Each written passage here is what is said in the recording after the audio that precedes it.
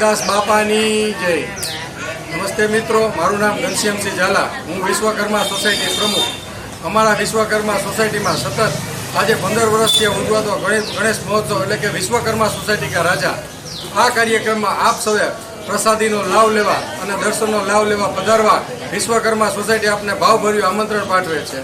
અને આ સોસાયટીનો કાર્યક્રમ સર્વે હળીમળીને કરીએ છીએ, તો આપ પણ આ પ્રસંગમાં જોડાઓ એવી અમે ખૂબ ખૂબ તમારી પાસે અપેક્ષા રાખીએ છીએ। બોલો બજરંગદાસ બાપાની જય, સિદ્ધિ વિનાયક મહારાજ કી જય।